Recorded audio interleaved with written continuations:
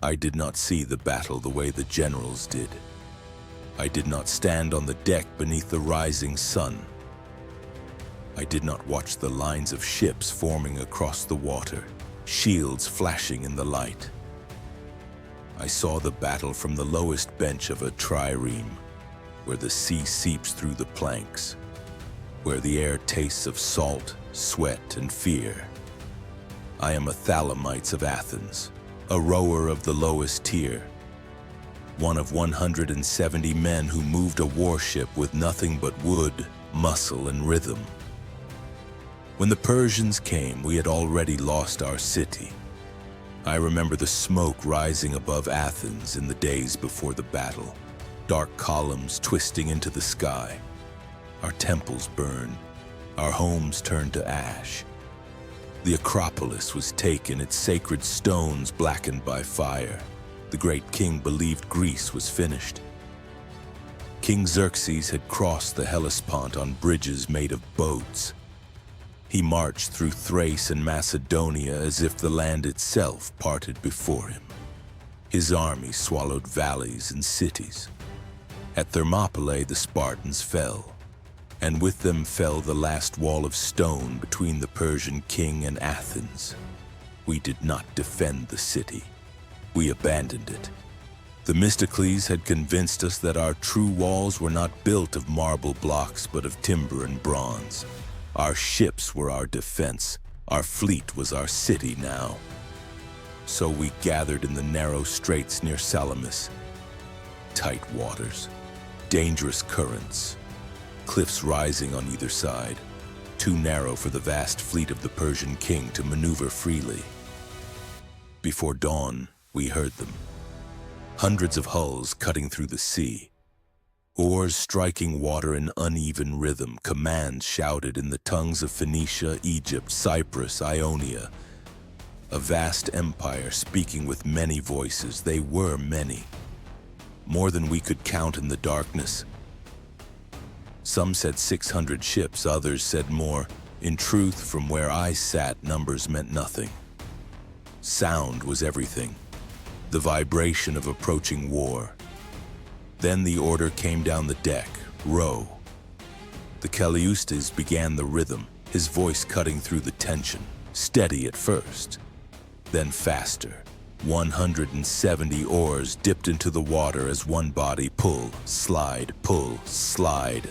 The ship trembled beneath us as it gathered speed. Every plank creaked, every rope strained. The hull became a living thing, breathing with our effort. I could not see the enemy, I felt him. Through the change in current as other ships displaced the water, through the vibration in the hull as we accelerated, through the silence of the man in front of me whose back was rigid with fear. The straits were tight. Ships struggled to form lines. The Persian fleet pressed inward, confident in its numbers. Too many hulls, too little sea. Then came the impact. Our bronze ram struck.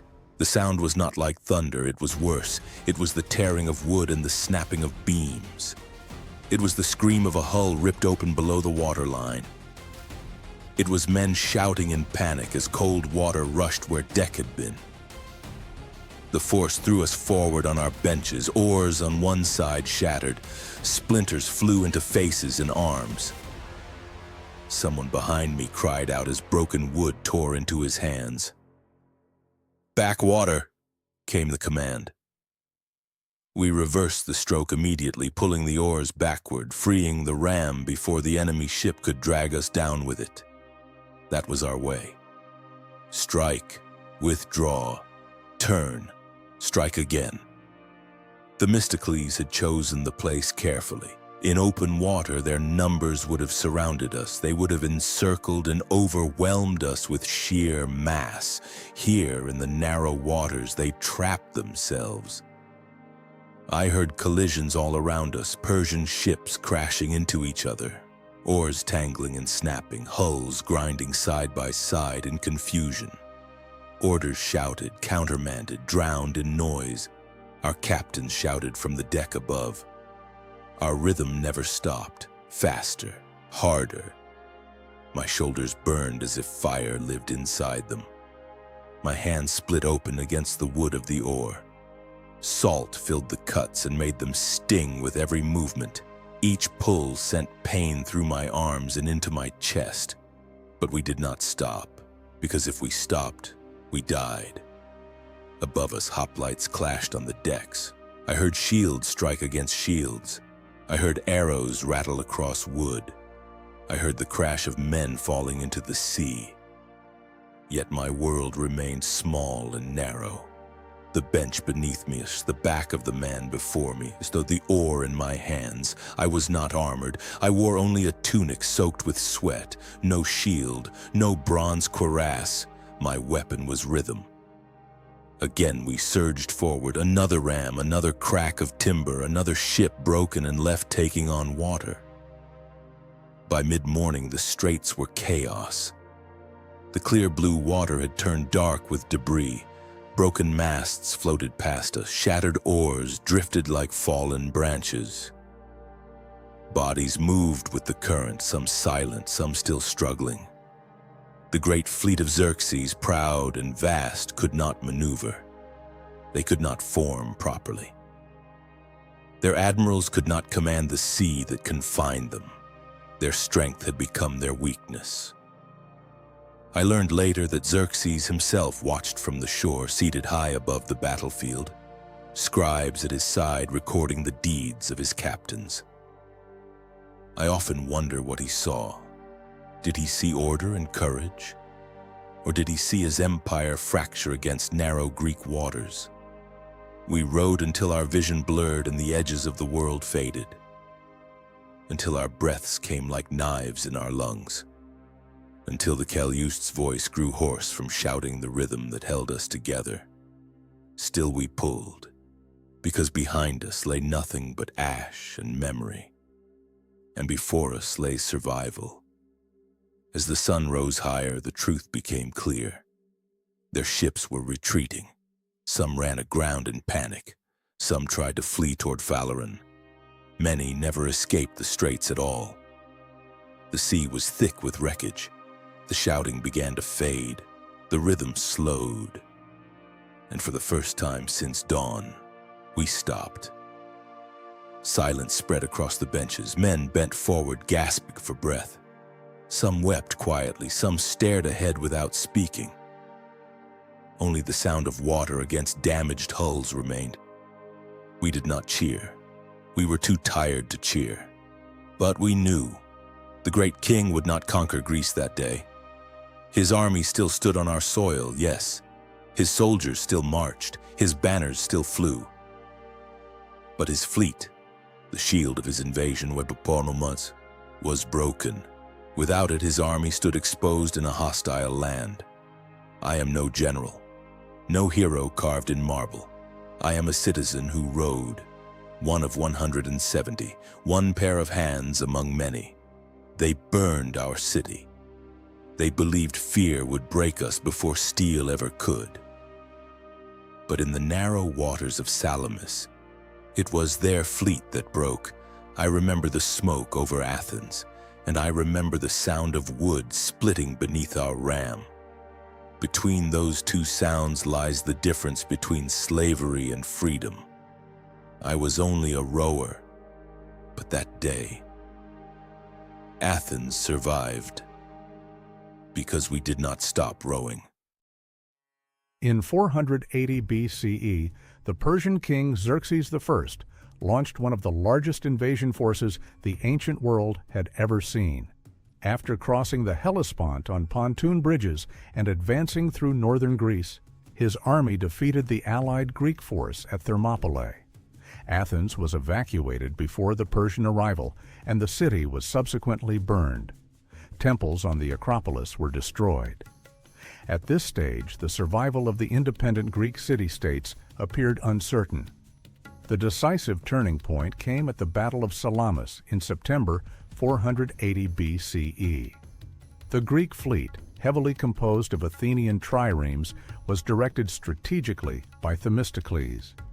He understood that the narrow straits between the island of Salamis and the Attic mainland would neutralize Persian numerical superiority.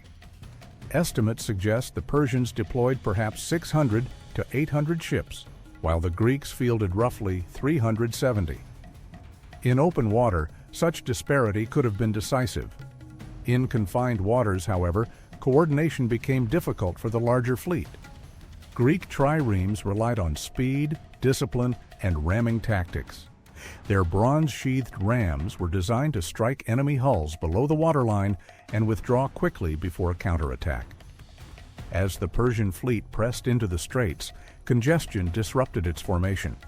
Ships collided, oars tangled, and command signals became confused.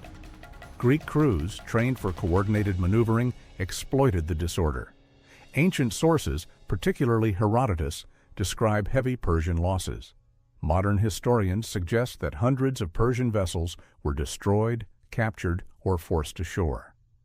Xerxes, observing the battle from an elevated position on the mainland, witnessed the collapse of his naval advantage.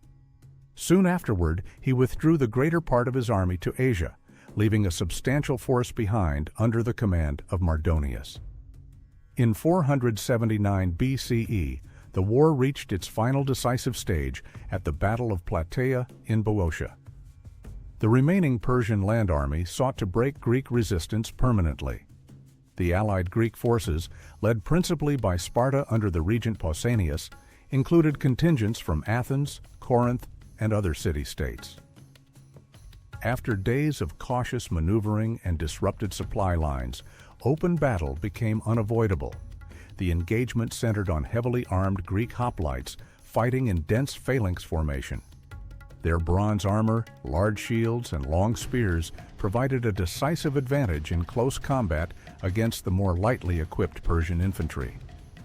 During the fighting, Mardonius was killed, and Persian command cohesion disintegrated. Without unified leadership, Persian resistance collapsed. Surviving forces retreated and were pursued. According to Greek accounts, a coordinated naval victory occurred the same day at Mycale, in Asia Minor, where a Greek fleet defeated Persian forces on the coast, further weakening imperial control in the Aegean. Together, Salamis and Plataea ended the Second Persian invasion of Greece. These victories preserved the autonomy of the Greek polis and prevented the extension of direct Persian rule into mainland Greece. In the decades that followed, Athens would expand its naval power through the Delian League, while Sparta retained its dominance on land. The balance of power among the Greek states and the flourishing of classical Greek culture, philosophy, and political thought developed within a world that had narrowly avoided conquest.